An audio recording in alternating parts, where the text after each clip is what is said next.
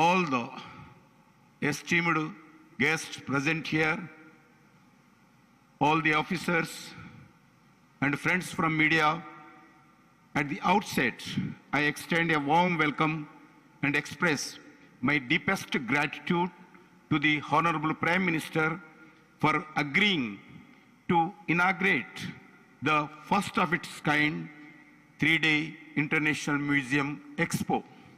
I also welcome all the delegates to this Expo, which is being organized as a part of the second phase of Azad Ka Amrit Mahotsav, India 75 years independent celebrations.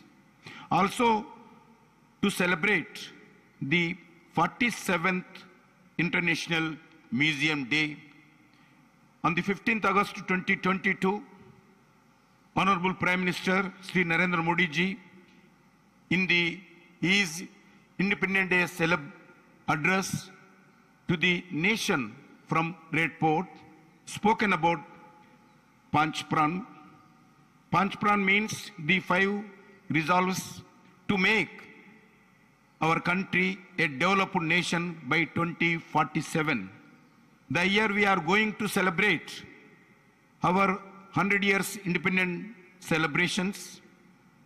One of the 5 resolutions that the Honorable Prime Minister appealed about is to take pride in our heritage. Honorable Prime Minister, sir, taking your vision forward and under your guidance, the Ministry of Culture is striving to promote and preserve our rich cultural heritage, both tangible and intangible. In the last 9 years, Government of India, under your visionary leadership, sir, is constantly working on the theme of Vikas Bhi or Virasat Bhi. We are equally focused both on the Vikas, means development, and also on Virasat, preserving and promoting our rich cultural heritage. It is a matter of great pride for us this year 2023, in the year of India's G20 presidency, on the theme of 4 themes being deliberated upon under the cultural track is protection and restitution of cultural heritage. Prime Minister, sir, since 2014, under your vision, more than 145 museums have been new developed in India, which is 1/3 of the total museums developed by the Government of India in the last 75 years. In India, in private sector and government sector, we have 1200 plus museums provide a wonderful window to our arts, crafts, technology, and ancient heritage. As per your vision, you newly established Prime Minister Museum, Pradhan Mantri Sangrahalaya in New Delhi, is one such example where our rich historical past meets modern technology. Sir, you have time and again people of India to visit the museums, including in your Mann Ki Baat episode addressed to the nation, sir. We are working hard to make it a memorable experience for all our visitors by revamping many of these museums and by adopting new immersive and experimental technologies. Today, Museum Expo will bring together all the stakeholders under one roof to initiate a holistic conservation around the museum as per your vision, sir. The Expo will have master classes, panel discussions, physical exhibitions, techno mela, and institute conversion lab and hands-on excavations, fit several workshops for school children also. We hope the International Museum Expo will pave the way for very vibrant museums movement and ecosystem in the country. With these words, I once again welcome and thanks our Honorable Prime Minister Shri Narendra Modi ji for his gracious presence and visionary leadership in protecting our heritage, and all the delegates and all the museum organizations. Thank you. Jai Hind, Bharat Mata ki Jai.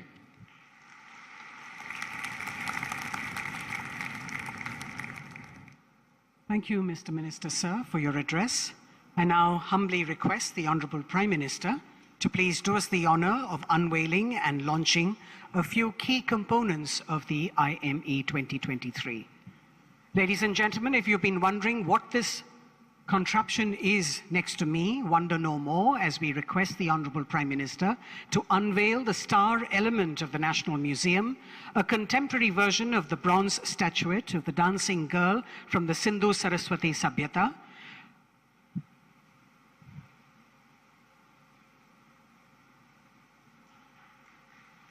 Prime Minister, sir, what you're seeing is a stylized and contemporarized life-size version inspired from the dancing girl to be the official mascot of the IME 2023.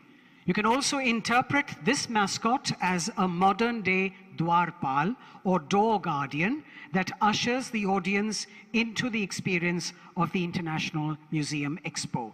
This 5-foot wooden toy painted in Channapatna style highlights the importance of museum merchandise, souvenirs as a keepsake or takeaway, and helps in preserving museum memories. It also encourages more made in India merchandise and memorabilia, adding to the revenue earnings of our museum. It's also an aesthetic way to introduce ancient history to children and adults and make it attractive for them to learn more.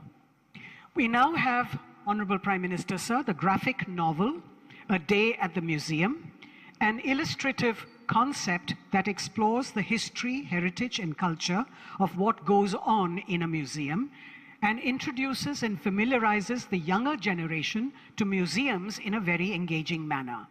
Commissioned for the International Museum Expo,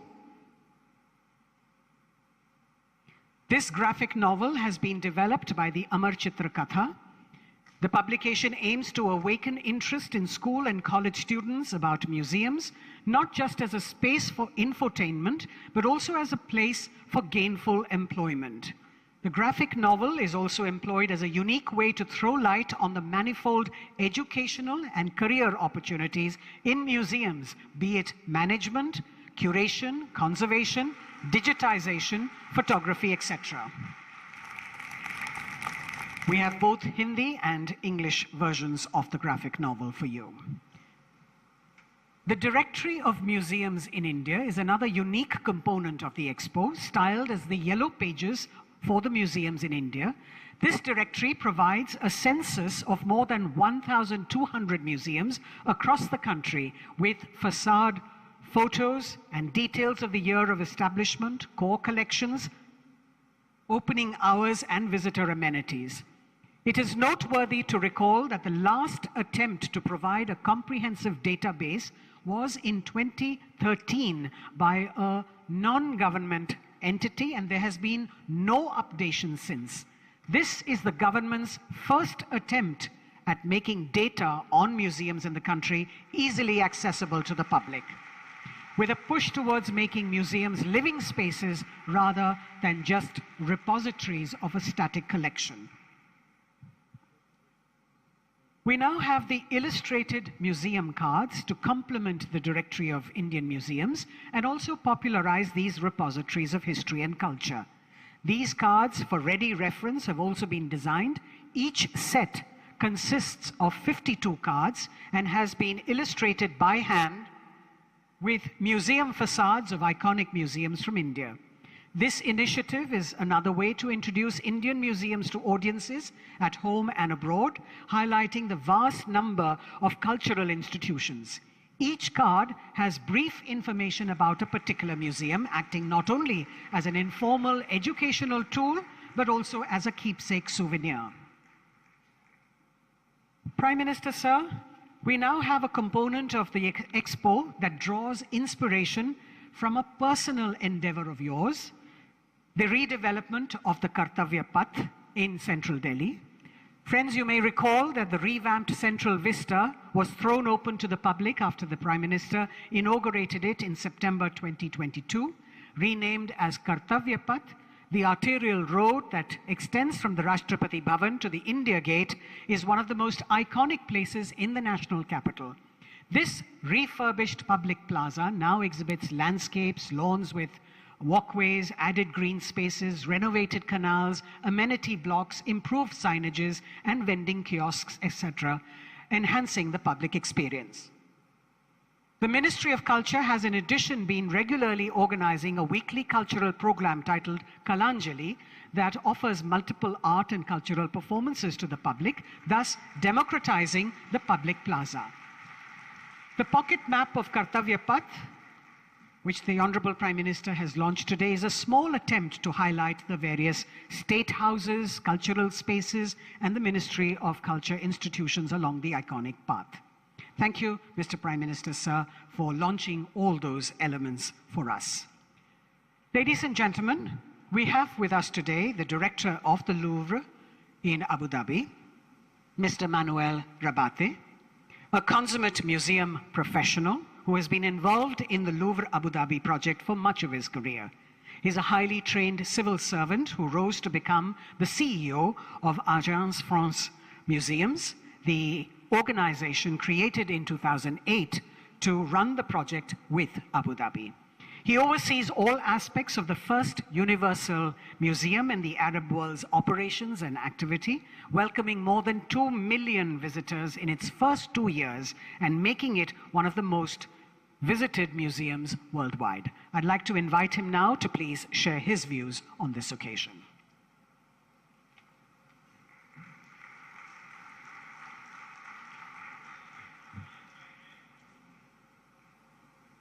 Namaste, Sabalrer, bonjour, good morning. For those who need translation, thanks to my accent, you will be able to mix channel 1 and channel 2 at the same time, French and English. Your Excellencies, honorable delegates, ladies and gentlemen, it is with great honor and gratitude that I stand in front of you today at the International Museum Expo 2023 in New Delhi. I want to congratulate for all the achievement that we have seen Shri Narendra Modi, the Honorable Prime Minister of India, for your unwavering support and commitment to the development of art and culture sector. I want to thank my colleagues and friends from the Ministry of Culture of India, Shri G. Kishan Reddy, Mr. Govind Mohant, and Mrs. Mugdha Singha, that I had the pleasure to welcome in Abu Dhabi a short while ago. For this moment, I would like to start with the profound wisdom of two visionary leaders who have left a strong mark on their nations, on the world. His Highness, the late Sheikh Zayed bin Sultan Al Nahyan, once said, "He who does not know his past cannot make the best of his present and future, for it is from the past that we learn."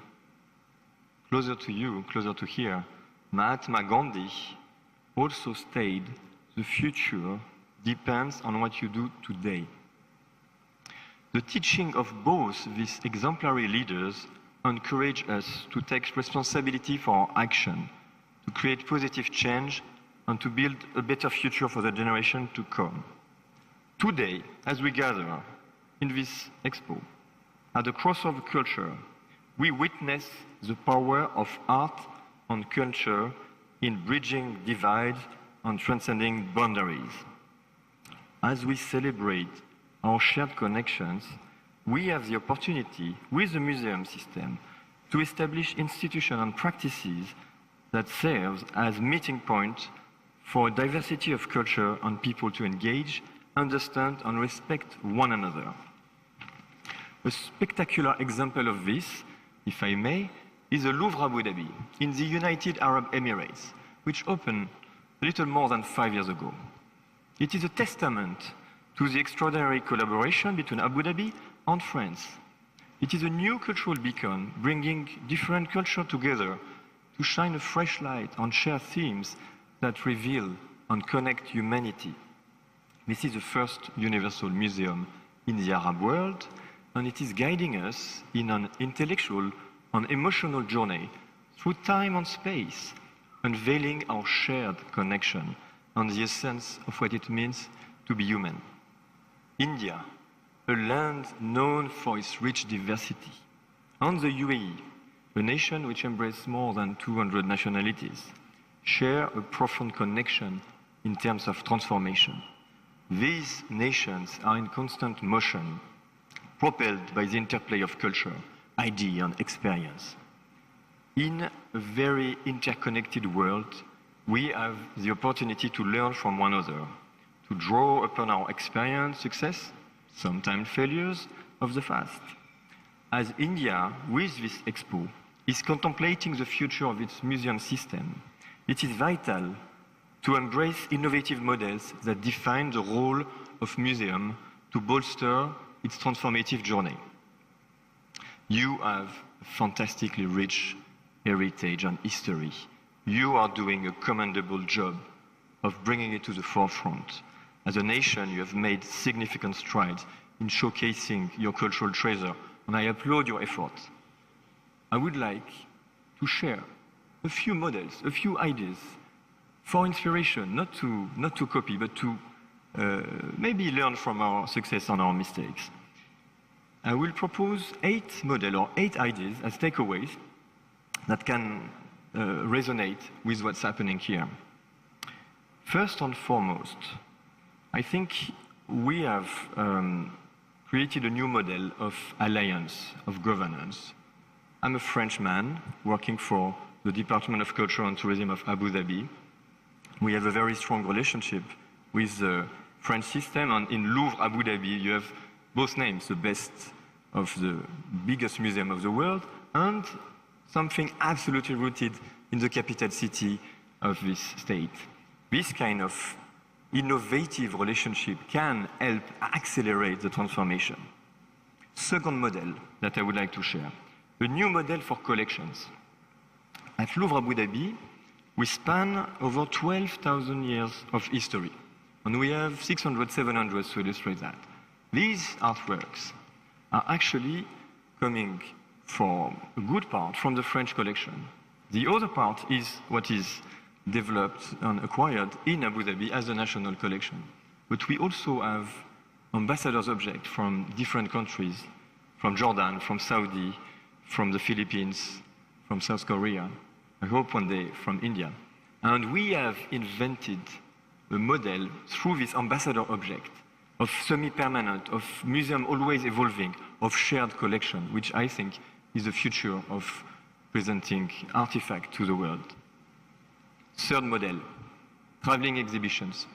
This is a model that can help reaching out to more and more visitors. This is also a way to optimize the cost and the feasibility of exhibition. We are very proud. Today, in the Louvre Abu Dhabi, we have a wonderful exhibition organized by the Musée du Quai Branly with us, called Bollywood Superstar, a short history of Indian cinema. I encourage you to come and see.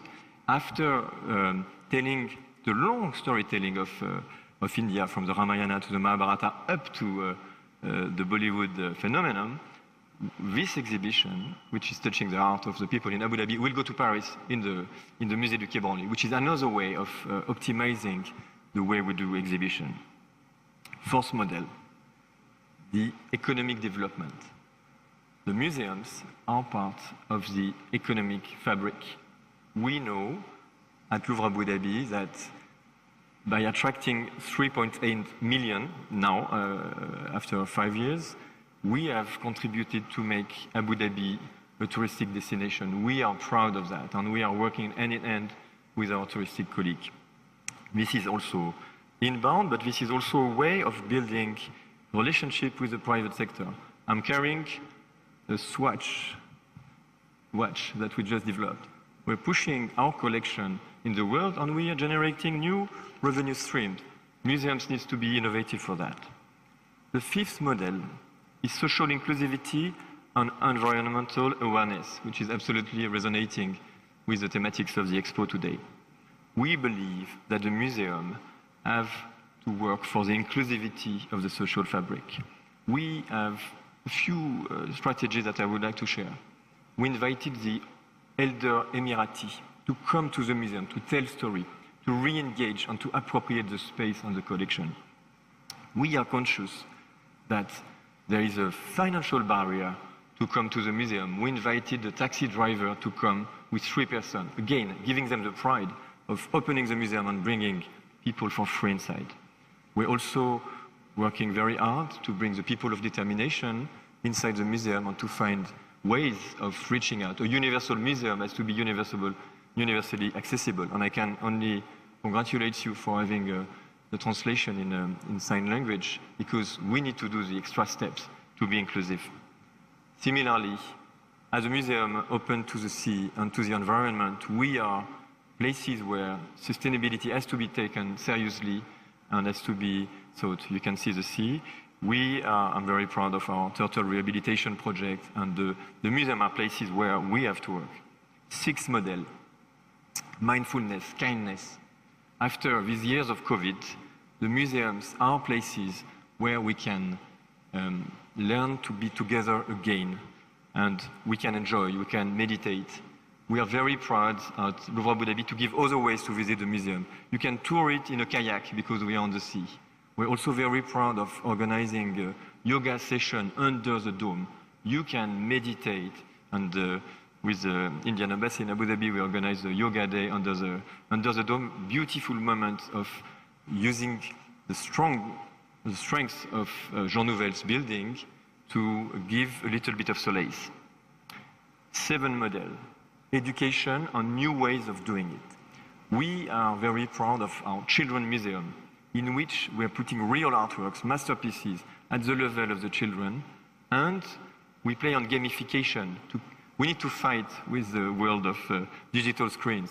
We can play with it, but we're making games that the kids are winning only if they look at the artworks.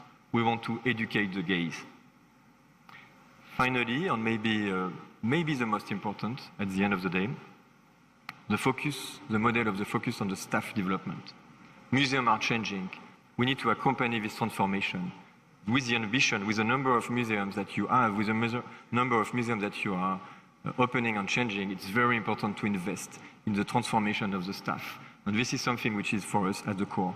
We are creating a new generation of Emirati museum professionals, and we also would like to be the pole of excellence on training regionally. Well, these 8 ideas are just to share, not to copy, but to take as a gift, to be there with you. I will just finish by some words by André Malraux, from his Musée Imaginaire, the Imaginary Museum, who said, after all, the ideal museum is a passionate quest, a recreation of the universe in front of the creation. After all, the museum is one of the places which give the highest idea of mankind. Thank you very much. Lainani.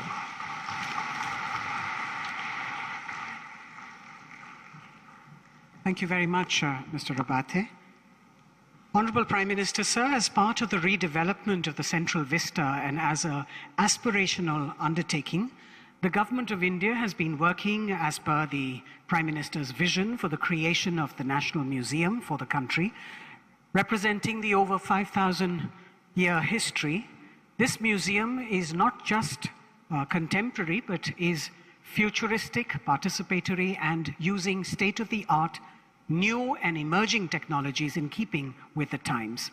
All these efforts are in alignment with the Honorable Prime Minister's central thought of dedicating it to the people of the country and making it truly representative of the role that they play in making the nation. Named Yuge Yugin Bharat, which translates in English as Timeless, Eternal India, the new museum will depict the story of India's rich civilizational culture of more than 5,000 years, from the ancient times to 2047. So the Ministry of Culture is proud to present a virtual walkthrough of the upcoming museum at North and South Blocks that showcases the various sections or khands tracing the continuous history of our civilization. May I request the Honorable Prime Minister to please press on the remote, sir? And we will play out the film. You may also be aware that there have been 2 joint working group meetings with France to discuss collaboration on this project, and this matter will be discussed further with the French side on the sidelines of the Museum Expo to firm up the MOU. Bharat देश जहां दुनिया की सबसे बड़ी statue, सबसे बड़ा stadium और 10,000 feet ऊंचाई पर बनी विश्व की सबसे लंबी टनल है, इसी भारत देश में बनने जा रहा है विश्व का सबसे बड़ा संग्रहालय, युगे युगीन भारत राष्ट्रीय संग्रहालय। कोई भी देश तब तक आगे नहीं बढ़ सकता जब तक को अपने इतिहास, अपनी विरासत, अपनी संस्कृति, उनके प्रति अगर वो गर्व करना नहीं जानता है। इस संग्रहालय में संकलित है हमारी युगों पुरानी गाथा। कौन थे हमारे पूर्वज जिन्होंने इस प्राचीन संस्कृति की नींव रखी, जिनके मार्गदर्शन में वैभवशाली सभ्यता का विकास हुआ, जिनके संरक्षण में ज्ञान विज्ञान की अतुल संपदा विकसित हुई और जिन्होंने भारतीय स्वतंत्रता संग्राम का इतिहास रचा। भारत का यह बेजोड़ संग्रहालय बनकर तैयार हो रहा है 1,17,000 वर्ग मीटर के विस्तार में। इस ऐतिहासिक धरोहर के दोनों खंडों के 950 कक्षों में संकलित की जा रही है लगभग 5,000 वर्ष पुरानी भारत की अतुल सांस्कृतिक ज्ञान संपदा। क्या आप जानते हैं, युगों पहले हमारे पूर्वजों को मिश्रित धातु के निर्माण का ज्ञान था। प्राचीन भारतीय धातु विज्ञान के प्रतीक रूप ऐसे ही एक द्वार से प्रवेश करके आरंभ करते हैं भारत खंड की अभूतपूर्व यात्रा। पहुंचते हैं भारतवर्ष की प्राचीन समृद्ध परंपराओं के संसार में।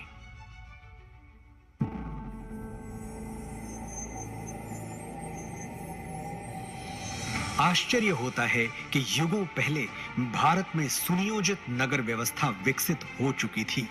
हम बात कर रहे हैं सिंधु सरस्वती सभ्यता की। क्या कभी सोचा है कि क्यों भारत में पर्वतों, समुद्रों, नदियों और पेड़ों की पूजा होती रही है? क्योंकि हजारों साल पहले भी हमारे विद्वान जानते थे कि जिन पंच तत्वों से सृष्टि का निर्माण हुआ, उन्हीं से सभी प्राणियों की रचना हुई। हजारों वर्ष पूर्व भारत की चारों दिशाओं में पीठों की स्थापना की गई थी, जिसने पूरे राष्ट्र को एक सूत्र में बांधा था। वेदों उपनिषदों में केवल आध्यात्मिक ही नहीं, राजनैतिक, सामाजिक, आर्थिक, ज्योतिष और विज्ञान जैसे सभी क्षेत्रों का ज्ञान समाहित है। यही नहीं, ऋग्वेद में त्वचा रोग विशेषज्ञ विदुषी अपाला का वर्णन मिलता है। सुश्रुत की शल्य चिकित्सा, चरक के सिद्धांत और पतंजलि के अष्टांग योग की प्रासंगिकता हैरान करने वाली है। विश्वविद्यालयों का प्रचलन भारत में 2000 वर्ष से भी पहले से था। तक्षशिला, नालंदा और विक्रमशिला जैसे अनेक विश्वविद्यालयों को पूरे विश्व में ख्याति प्राप्त थी।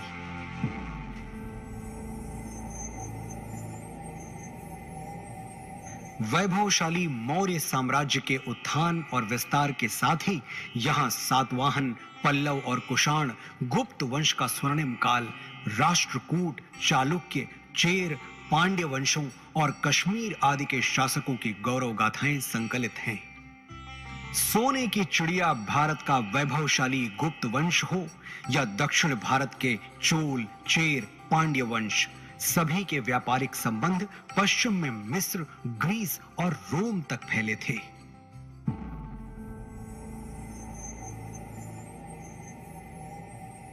युग परिवर्तन के साथ अब प्रवेश करते हैं मध्यकाल में, जहां राजपूतों की शौर्य गाथा के साथ सल्तनत और मुगल युग का इतिहास संकलित है।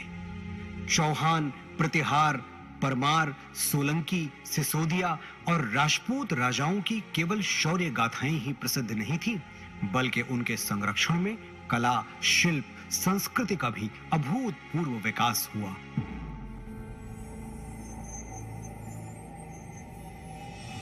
राजपूतों, मराठों और मुगल शासकों के ही युग में उत्तर पूर्वी भारत में अहोम शासन और दक्षिण में विजयनगर साम्राज्य का समृद्ध वास्तुशिल्प देखते हुए होयसल, यादव, मराठा शासकों का इतिहास देखते हुए अगले पड़ाव की ओर बढ़ते हैं।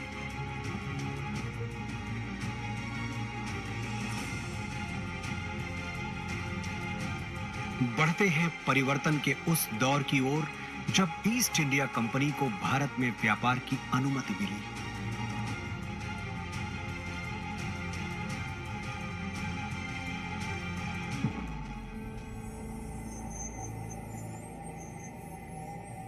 पांचवें जोन में देखिए कैसे प्लासी और बक्सर की लड़ाइयों के साथ शुरू हुआ औपनिवेशिक शासन का विस्तार। 1760 से ही देश के सन्यासियों और फकीरों ने ब्रिटिश ईस्ट इंडिया कंपनी से आजादी पाने के लिए ऐसा मोर्चा संभाला जिसे कंपनी 40 साल तक दबा नहीं सकी। और 1857 के प्रथम स्वतंत्रता संग्राम के बाद हर वर्ग के लोग अपने अपने ढंग से आजादी की लड़ाई में आहुति देने उतर पड़े। लगभग 2 शताब्दी लंबे भारत के स्वाधीनता संग्राम की गाथाएं यहां संकलित हैं।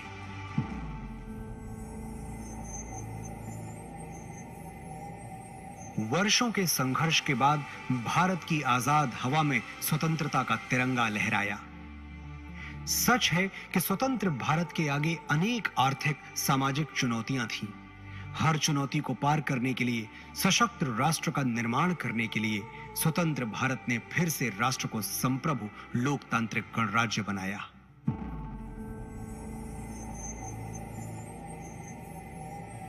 विज्ञान और प्रौद्योगिकी में आधुनिक भारत नई ऊंचाइयां छू रहा है।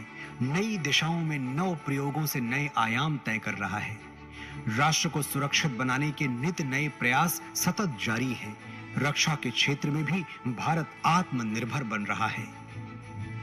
अंतरिक्ष विज्ञान में ऊंची उड़ान, दिन प्रतिदिन बढ़ता डिजिटल संसार, चिकित्सा के क्षेत्र में अद्वितीय योगदान, दिनों दिन होता आर्थिक व्यापारिक विस्तार, शिक्षा का उत्थान प्रसार इस जोन के अन्य कक्षों में क्रमशः संकलित है। आज जब हम आजादी के अमृत काल से शताब्दी वर्ष की ओर अग्रसर हो रहे हैं, भारत के अतीत की अनमोल विरासत, वर्तमान के अथक प्रयासों और भविष्य की झलकियों की कहानियां समेटे बनने जा रहा है विश्व का यह सबसे विशाल संग्रहालय, युगे युगीन भारत राष्ट्रीय संग्रहालय।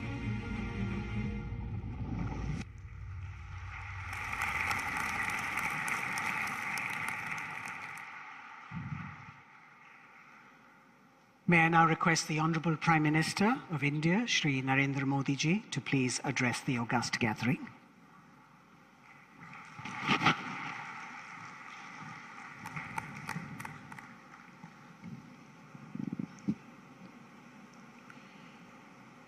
कैबिनेट में मेरे सहयोगी श्री जी किशन रेड्डी जी,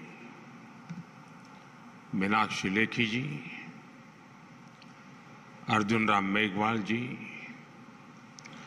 लू म्यूजियम के निर्देशक मैनुअल रबाते जी, दुनिया के अलग अलग देशों से आए अतिथिगण, अन्य महानुभाव, देवी और सज्जनों, आप सभी को इंटरनेशनल म्यूजियम डे की बहुत बहुत शुभकामनाएं।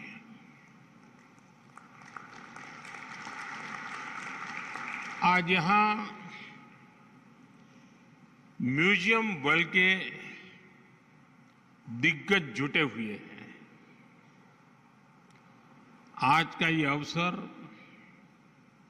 इसलिए भी खास है क्योंकि भारत अपनी आजादी के 75 वर्ष पूरे होने के उपलक्ष्य में अमृत महोत्सव मना रहा है। इंटरनेशनल म्यूजियम एक्सपो में भी इतिहास के अलग अलग अध्याय आधुनिक तकनीक से जुड़कर जीवंत हो रहे हैं। जब हम किसी म्यूजियम में जाते हैं तो ऐसा महसूस होता है जैसे बीते हुए कल से, उस दौर से हमारा परिचय हो रहा है, हमारा साक्षात्कार हो रहा है। म्यूजियम में जो दिखता है वो तथ्यों के आधार पर होता है, प्रत्यक्ष होता है, एविडेंस बेस्ड होता है।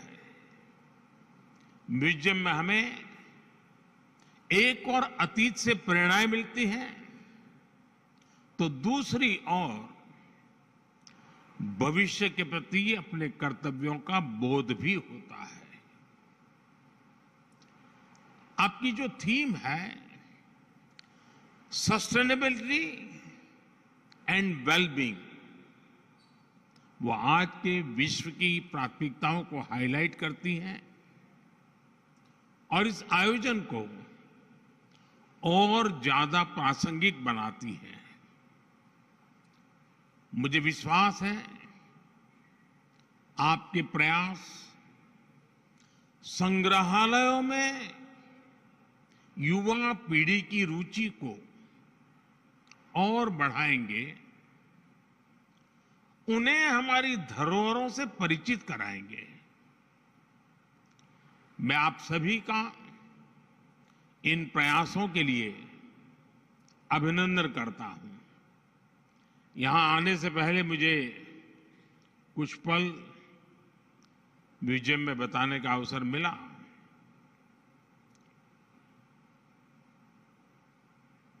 हमें कई कार्यक्रमों में जाने का अवसर आता है, सरकारी, गैर सरकारी,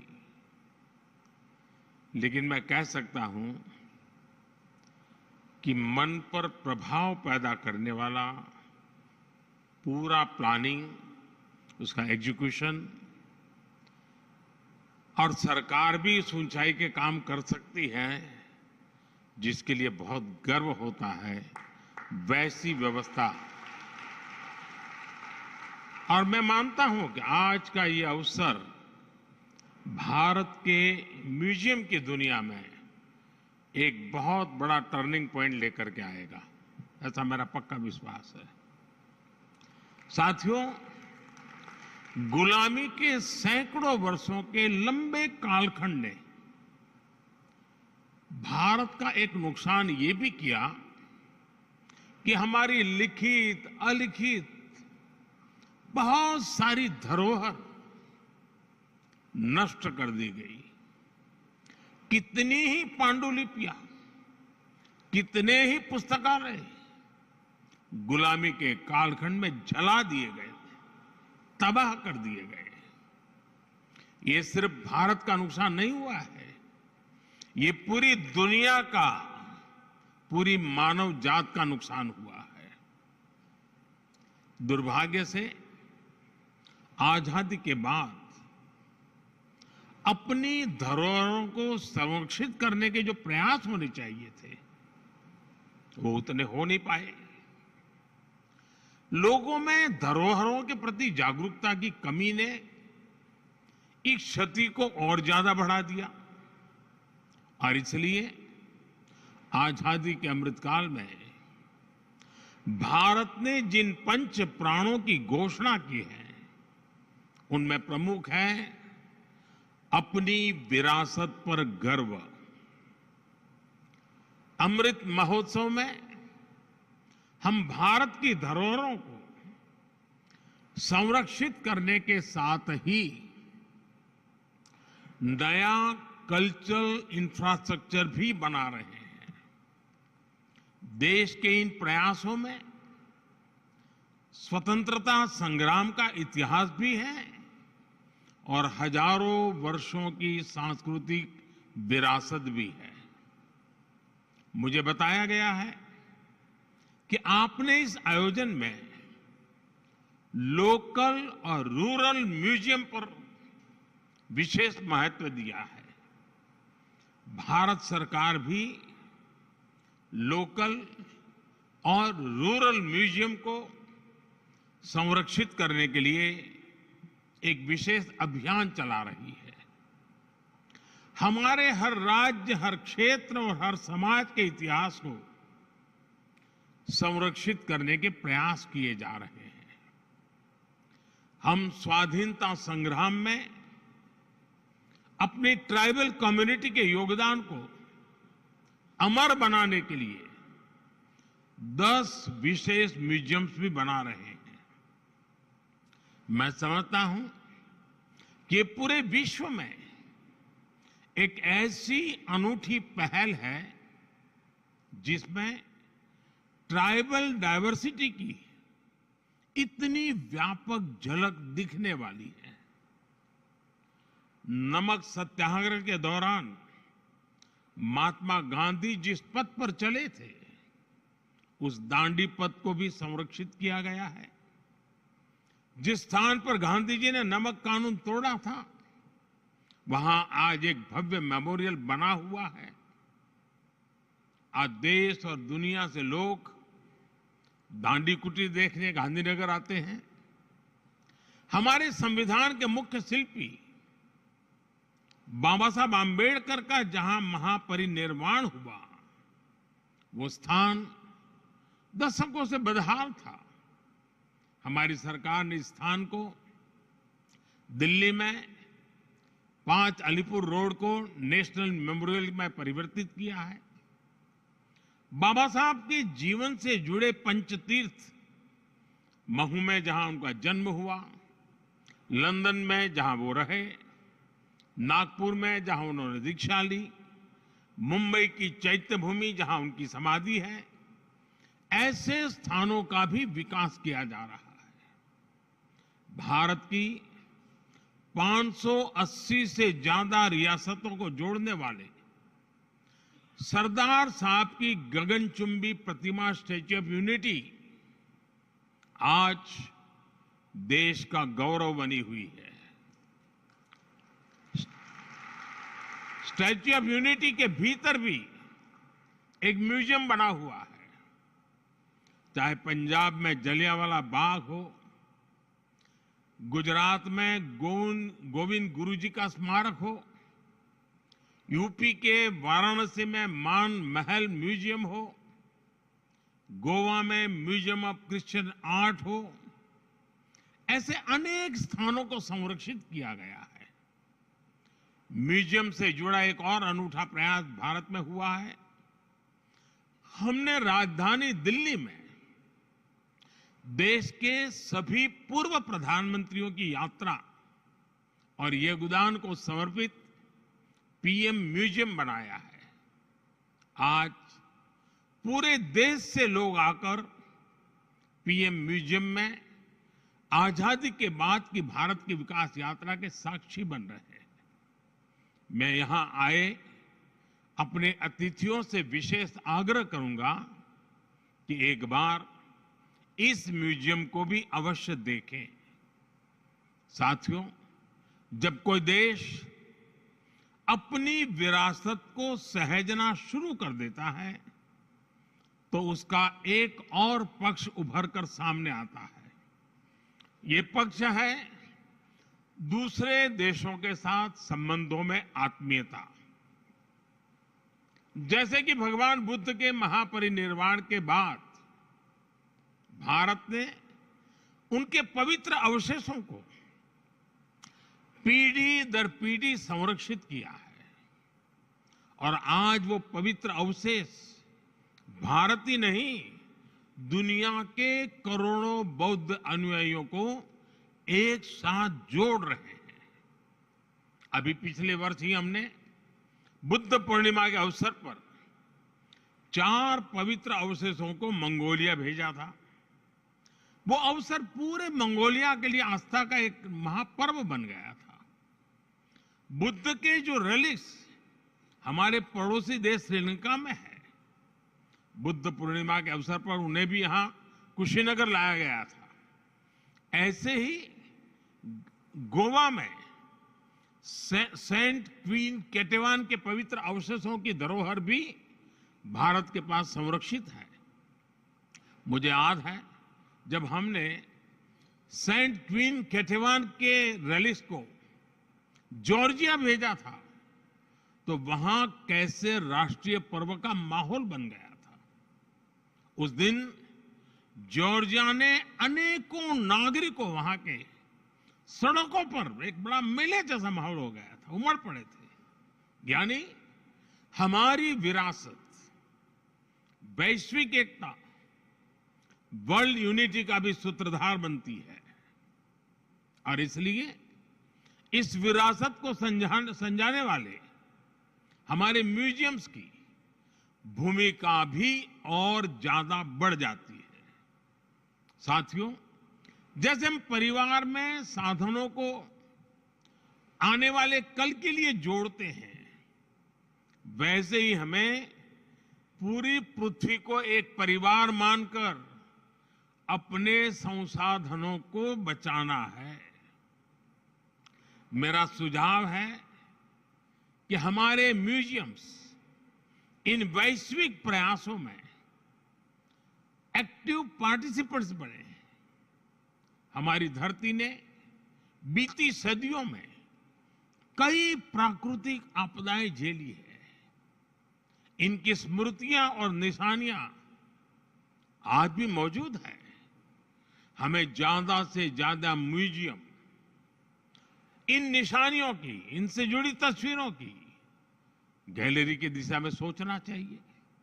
हम अलग अलग समय में धरती की बदलती तस्वीर का चित्रण भी कर सकते हैं। इससे आने वाले समय में लोगों में पर्यावरण के प्रति जागरूकता बढ़ेगी। मुझे बताया गया है कि इस एक्सपो में गैस्ट्रोनोमिक एक्सपीरियंस के लिए भी स्पेस बनाया गया है। यहां आयुर्वेद और मिलेट्स, श्री अन्न पर आधारित व्यंजनों का अनुभव भी लोगों को मिलेगा। भारत के प्रयासों से आयुर्वेद और मिलेट्स, श्री अन्न दोनों ही इन दिनों एक ग्लोबल मूवमेंट बन चुके हैं। हम श्री अन्न और अलग अलग वनस्पतियों के हजारों वर्ष की यात्रा के आधार पर भी नए म्यूजियम बना सकते हैं। इस तरह के प्रयास इस नॉलेज सिस्टम को आने वाली पीढ़ियों तक पहुंचाएंगे और उन्हें अमर बनाएंगे। साथियों, इन सभी प्रयासों में हमें सफलता तभी मिलेगी जब हम ऐतिहासिक वस्तुओं के संरक्षण को देश का स्वभाव बनाएं। अब सवाल ये कि अपनी धरोहरों का संरक्षण देश के सामान्य नागरिक को स्वभाव बनेगा कैसे? मैं एक छोटा सा उदाहरण देता हूं। क्यों न भारत में हर परिवार अपने घर में अपना एक पारिवारिक संग्रहालय बनाए, घर के ही लोगों के विषय में, अपने ही परिवार की जानकारियां। इसमें घर की, घर के बुजुर्गों की पुरानी और कुछ खास चीजें रखी जा सकती हैं।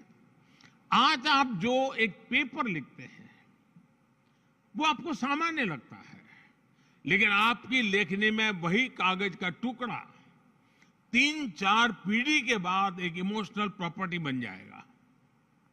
ऐसे ही हमारे स्कूलों को भी, हमारे भिन्न भिन्न संस्थानों और संगठनों को भी अपने अपने म्यूजियम जरूर बनाने चाहिए।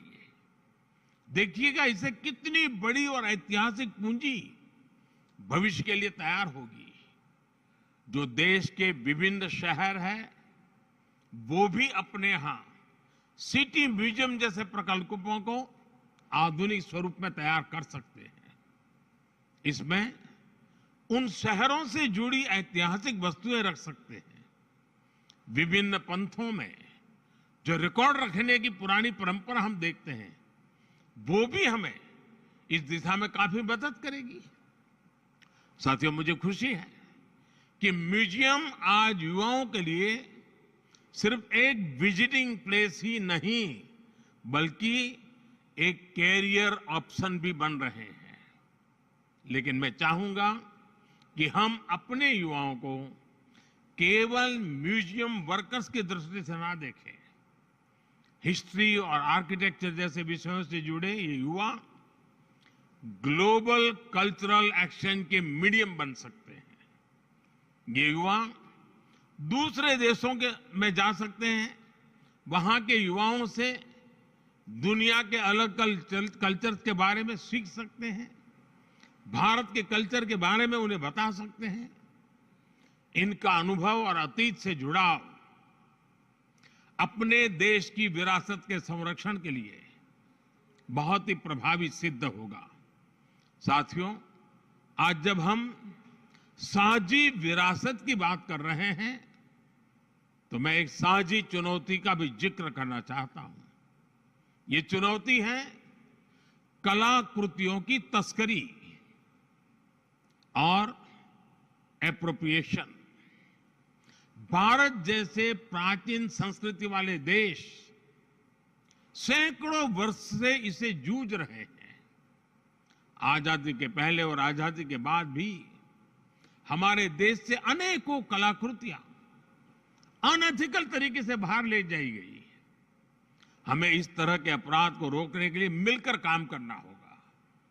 मुझे खुशी है कि आज दुनिया भर में भारत की बढ़ती साख के बीच अब विभिन्न देश भारत को उसकी धरोहर लौटाने लगे हैं। बनारस से चोरी हुई मां अन्नपूर्णा की मूर्ति हो, गुजरात से चोरी हुई महिषासुर मर्दिनी की प्रतिमा हो, चोल साम्राज्य के दौरान निर्मित नटराज की प्रतिमाएं हो, गुरु गोविंद सिंह जी के नाम से सुशोभित तलवार हो, पिछले 9 साल में ही करीब 240 प्राचीन कलाकृतियों को भारत वापस लाया गया है। जबकि उसके पहले कई दशकों तक ये संख्या 20 भी नहीं पहुंची थी। इन 9 वर्षों में भारत से सांस्कृतिक कलाकृतियों की तस्करी भी काफी कम हुई है। मेरा दुनिया भर के कला पारखियों से आग्रह है, विशेषकर म्यूजियम से जुड़े लोगों से अपील है कि इस क्षेत्र में सहयोग को और बढ़ाएं। किसी भी देश के किसी भी म्यूजियम में कोई ऐसी कलाकृति नहीं हो जो अनएथिकल तरीके से वहां पहुंची हो। हमें सभी म्यूजियम्स के लिए इसे एक मोरल कमिटमेंट बनाना चाहिए। साथियों, मुझे विश्वास है हम अतीत से जुड़े रहकर भविष्य के लिए नए आइडियाज पर इसी तरह काम करते रहेंगे। हम विरासत को सहेजेंगे भी और नई विरासत का निर्माण भी करेंगे। इसी कामना के साथ आप सभी का हृदय से बहुत बहुत धन्यवाद।